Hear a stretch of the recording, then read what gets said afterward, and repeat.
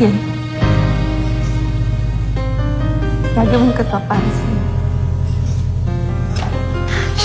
Maraming salamat.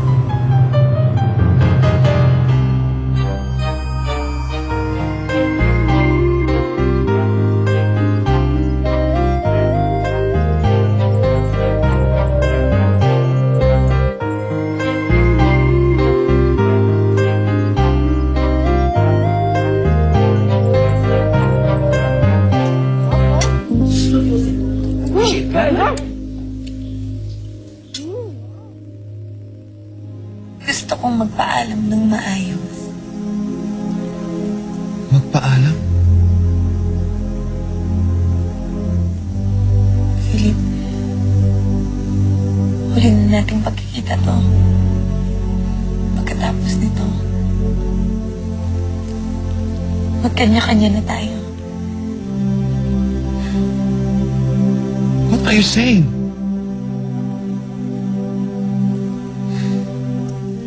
Michelle, ano pinagsasabi mo? Anong magkanya-kanya tayo? Hindi ba may usapan tayo na hindi na ulit tayo maghihiwalay? Hindi ba nag-promise ka na hindi ka mawala sa akin? Oo. Pero, na-realize ko,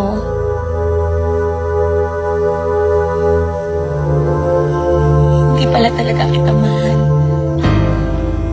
Umuurong na ako sa usapan.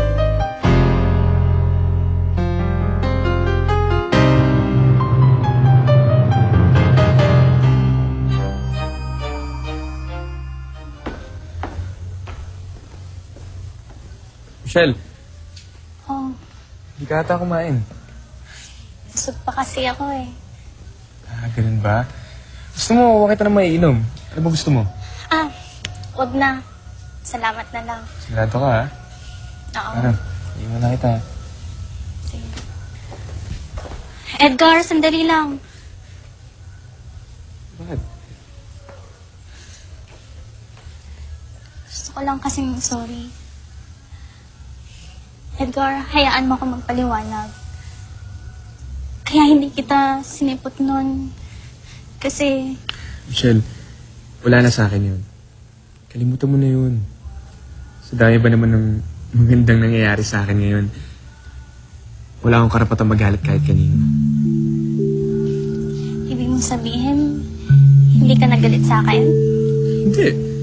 Bakit naman? Papasalamat pa ako sa'yo eh.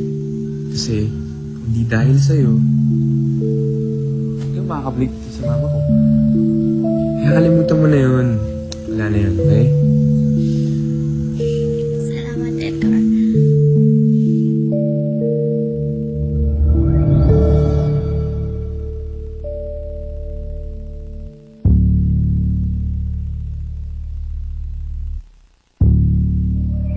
What are you saying, Michelle? Why are you saying this? Philip, makinig ka. Hindi ako naniniwala na hindi mo ako mahal. Bakit mo sinasabi yan?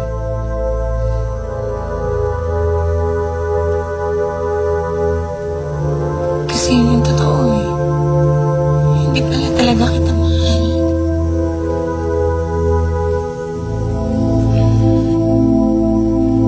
Paano ako maniniwala sa'yo? Michelle, hindi ba ikaw pa pumigil sa kasal ko kay Izzy?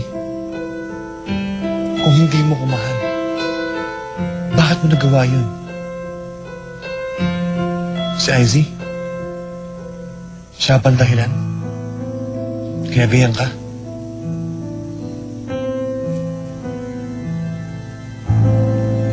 Wala siyang kinalaman dito.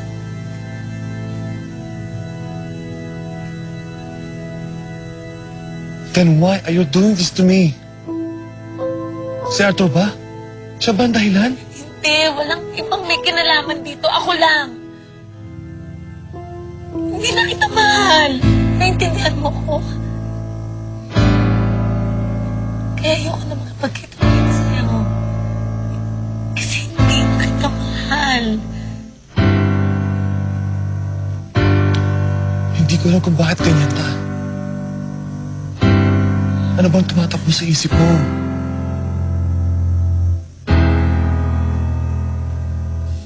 Michelle, huwag mo naman sa akin yun. Pinaglaban kita, Michelle. Inaligay ko sa kahihiyan ng pamilya ko. Nilalikon ko si IZ. Para lang sa'yo. Huwag mo gawin sa akin yun.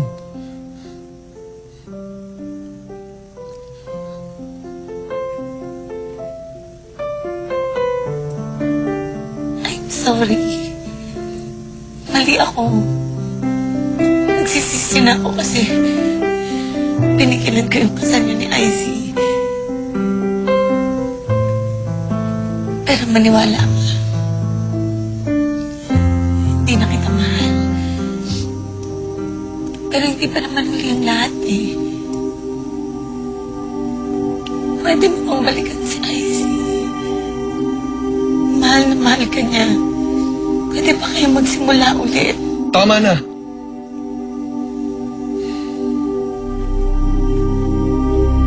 Tigilan mo ako sa pagtataboy sa babaeng yon.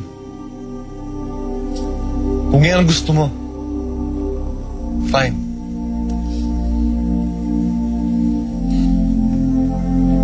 Pero huwag mo na ulit paglaro ng puso ko.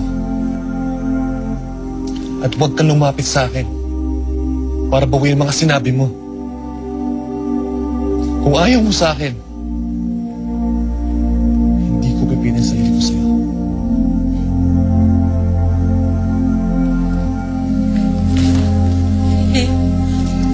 Philip!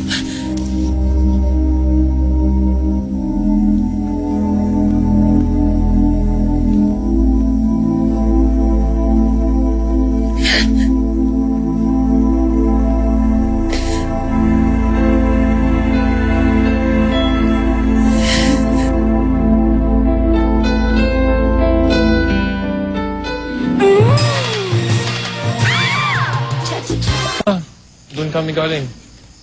Sayang, Jack. Hindi ka nakasama. Oo nga, hindi mo nakita. Laki ng bahay nila. At saka napakaganda ng mama niya. Parang ako. Wala? Naman. Alam mo bang mayaman pala sila? Oh? At saka, pag nakita mo si Edgar, sobrang ibang-iba talaga siya. Ay, naku, Jack. Alam mo bang napakagwapo ni Edgar ngayon? At saka yung damit niya, mukhang mamahalin. Tsaka yung mga gamit nila sa bahay, parang mahal talaga. Edo? Swerte naman ni Edgar. Sana may mayaman din akong ina, no? Wait, talagang swerte. Ilan lang naman ang minalas dahil inayawan nila si Edgar. Pero palagay ko, naku, ngayon, yung mga yon, sising sila. Mang Tuto, parang alam ko kung sino yung pinaniringgali mo. Balo ka yan! Ay, ano ka ba? Sino pa bang pariringgan ni Mang Toto, di ba? Wow, Ako na! Huwag niyo lang kasarin! Inaamin ko kasalanan ko! May pagbulbulin kayo mga muso nyo eh! Ay nako, Nay. Hayaan nyo na sila. Tara na. Hindi na silang pakinggan. Check!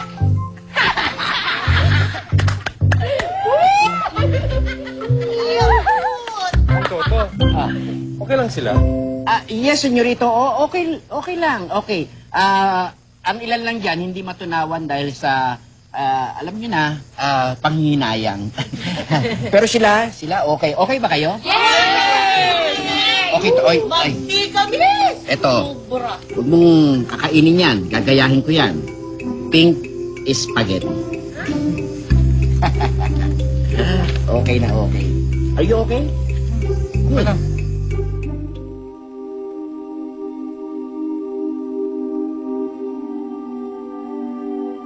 Bakit, Michelle? Bakit mo ginawa sa akin to? Bakit mo ako pinakasa? Bakit mo ako pinaniwala na mahal mo pa ako? Tapos i-give up mo na pala ako. Bakit?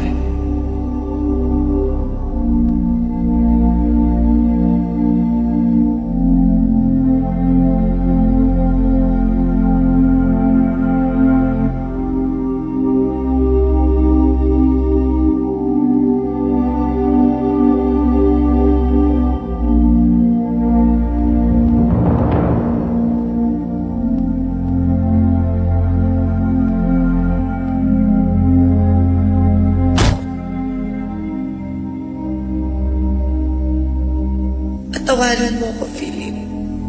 Patawarin mo kung ginawa ko to, pero hindi ko kayang tiisin ang kadugo ko. Hindi kaya ng konsensya ko kung may gawin ulit ang kapatid ko sa sarili niya. Kailangan kitang i-give up. I'm sorry. Patawarin mo ko.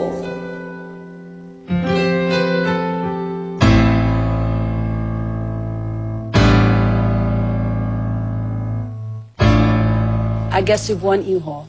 Mukhang naipamukha mo na sa mag-inang yon kung anong pinakawalan nila.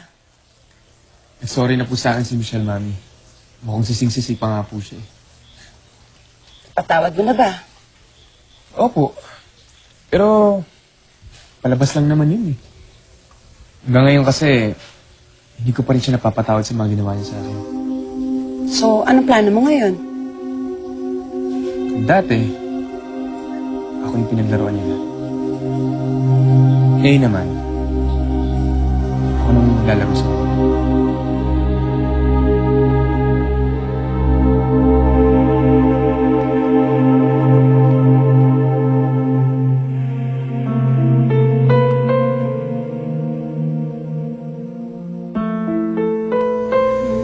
Nandito ka na pala.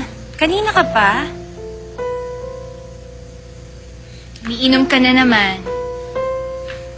Malungkot ka ba? Saan ka ba galing?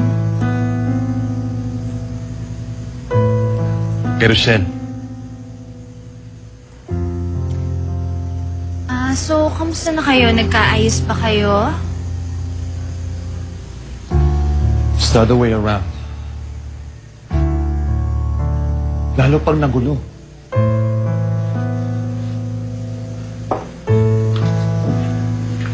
Bakit naman? Ano bang nangyari?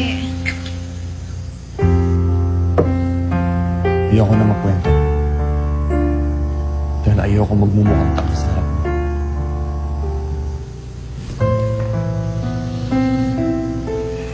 Pero isa lang masasabi ko.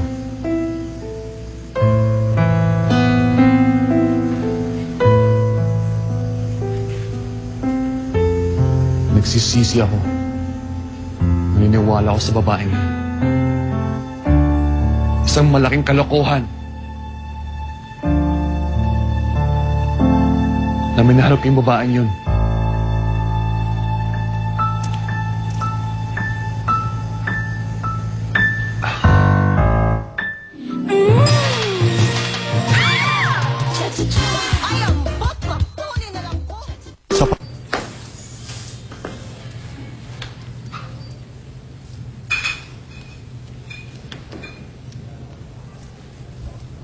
Anong problema?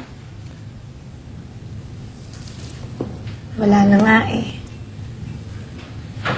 Nasabi ko na kay Philip yung gusto kong nangyari.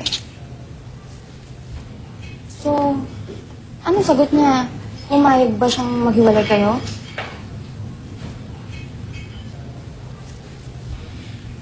Galit na galit siya. Kasi pinaasa ko daw siya.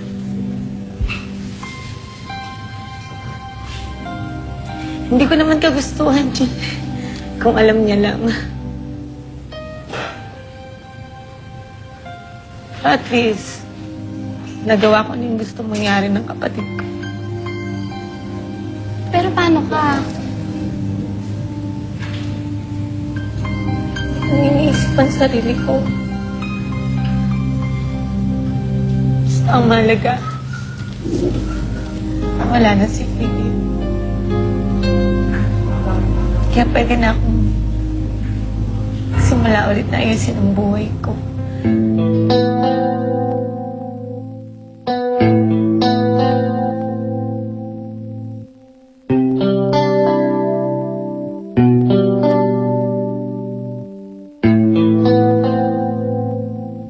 So, wala nang problema? Mami, sa itsura ni Philip kagabi, mukhang ganun na nga. Mukhang hiniwalayan na ni Rochelle si Philip. Aba, mandali palang kausap ng babaeng yun. Kaya nga, wala na akong problema sa babaeng yun, Mami eh. Which means, pwede nyo nang gawin kahit na anong gusto nyong gawin sa kanya.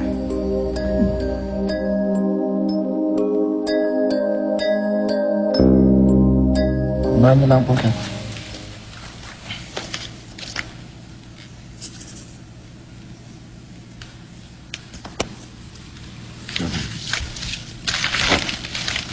Hello, salamat po. Sige, salamat din na.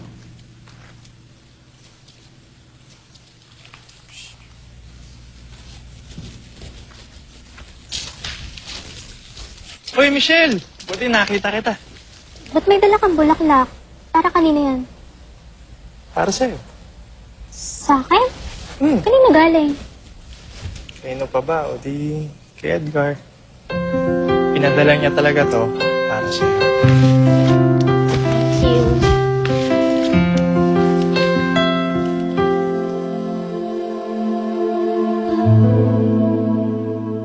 Na-deliver mo na? Sigurado ka, ha? O, sige, salamat, ha? Oh, ito Emma, listahan. Kailangan mabili mo yung lahat sa groceries, ha? Ito ang pera. Huwag ka na magpapabalik-balik. Mahal ang gasolina. Okay po. Angie, tapusin mo na yung mga dapat mong gawin doon. Maalis ka po ba? Oo, asi kasi yung kay restaurants natin. Matagal na ako hindi nakakapunta. Ano? Gusto mo ba sumama? Ako masasama? Sige, sama po ako. Pero bibis muna ako, ha? Sige. Pero ma, huwag kang mag-alala. Pagdadrive kita. Ba, talaga naman itong anak ko.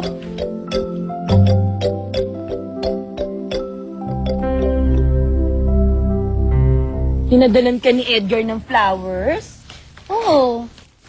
Nabigla nga ako eh. Kasi hindi ko akalain na papadalan pa niya ako ng bulaklak. Ikaw lang ba? Pati rin kami, no? Ba't ikaw lang pinadala ng flowers? Eh, friends din naman kami. Naku, Weng, ano ka ba? Nagtaka ka pa? Alam mo namang may nakaraan sila, di ba? Baka hindi lang pass. Baka hanggang present sila pa rin. Tingin ko din. Hindi nagkakamali kayo. Hindi na kami. Eh, bakit ka naman padadala ni Edgar ng bulaklak kung ayaw niya na maging present pa din kayo?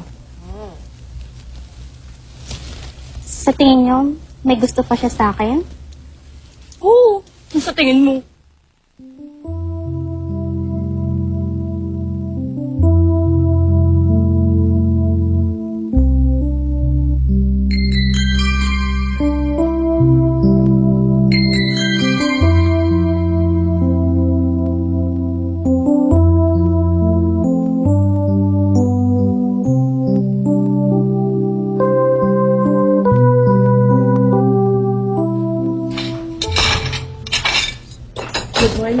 Good morning. Here it is, anak.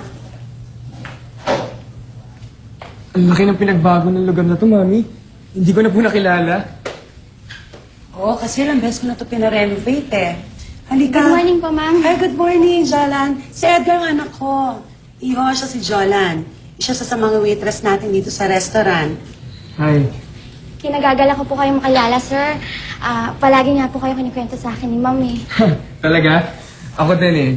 Mahal na mahal ko tong mami ko na to. Oo nga po, sabi niya nga po, mahal na mahal niya kayo.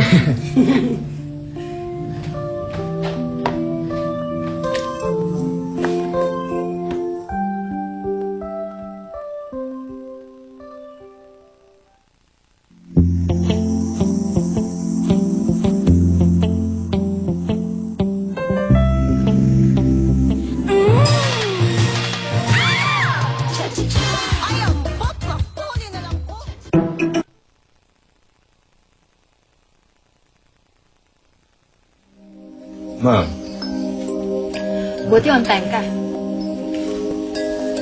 Dahil alam ko kung mahalaga ang pag-uusapan natin. Sobrang mahalaga to. Dahil itutuloy ko na ang plano. Kailangan mawala na si Rochelle.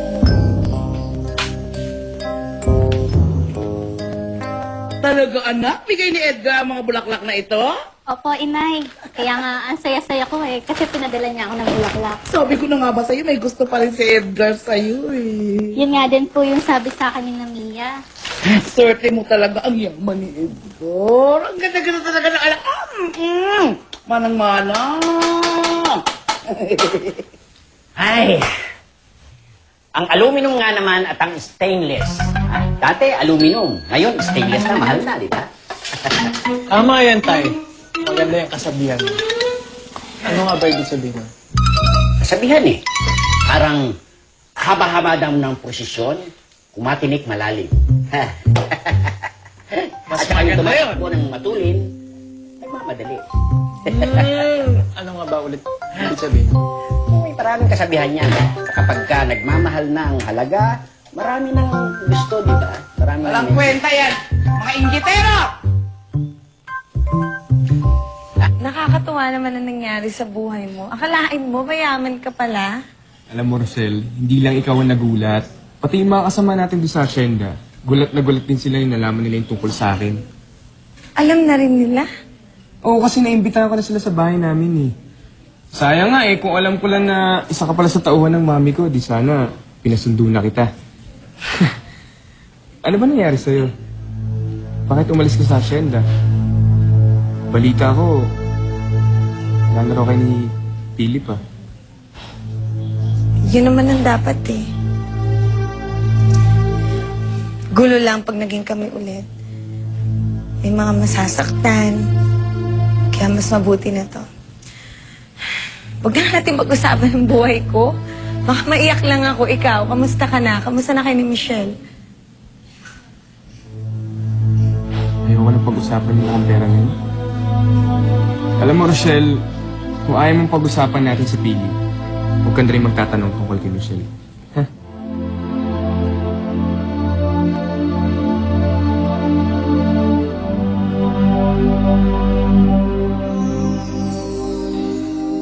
Para to sa mga taong kukunin mo. Siguraduhin mong mapagkakatiwalaan sila. Ayokong pumalpa ka. Ma'am, hindi ho ako papalpak. Sinisiguro ko sa inyo yun.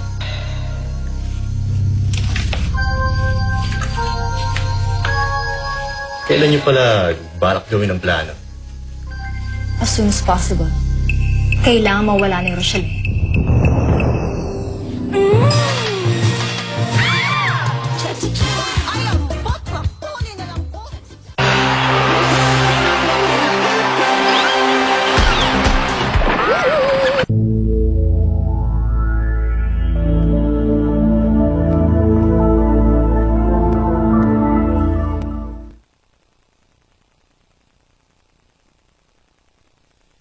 Oh, Si ma'am.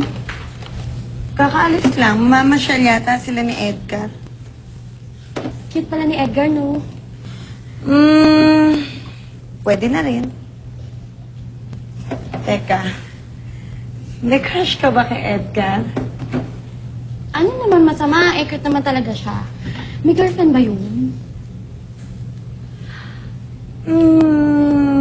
Parang meron siyang nililigawan dati sa asyenda.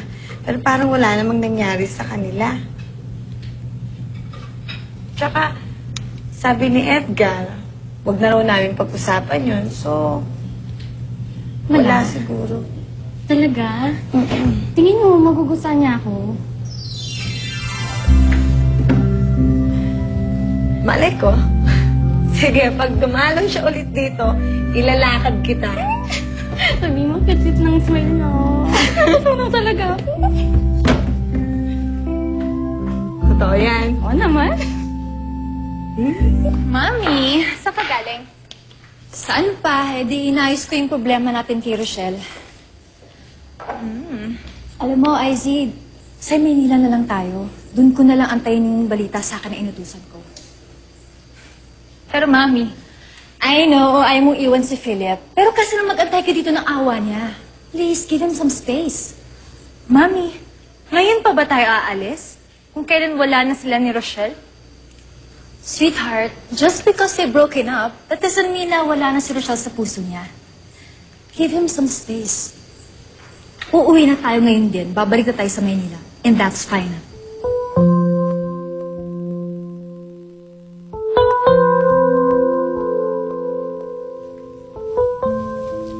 Excuse me, sino po dito si Rochelle? Ayun po siya.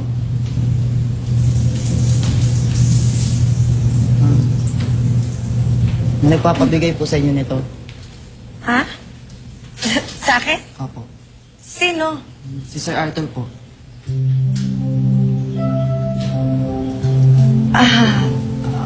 Sige. Salamat. Diyan lang tulong. Ayan, bigat. Bigat nga. Pambihira naman. Bakit naman niya ako binigyan ng ganito? Nagastos ng patuloy siya. Hindi mo alam? Ang hina naman ng pakiramdam mo. Tingin pa lang sa'yo nung lalaki nun. Alam ko nung may gusto sa'yo yun. Ikaw lang walang pakiramdam dun sa tao.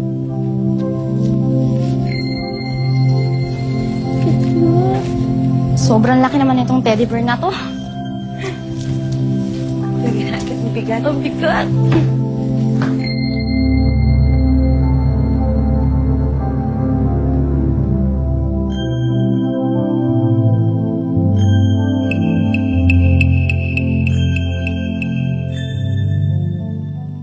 I just want to say goodbye. And I hope you'll find the happiness that you deserve.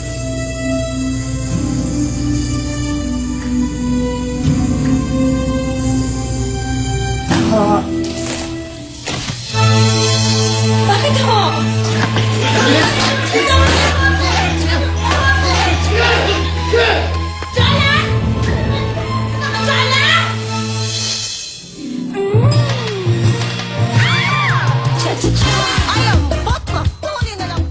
Gagawin ko to para matapos na yung buo. Kaya hindi ako makakapag-makikipag-iwala ng Mga kwentong puno ng inspirasyon.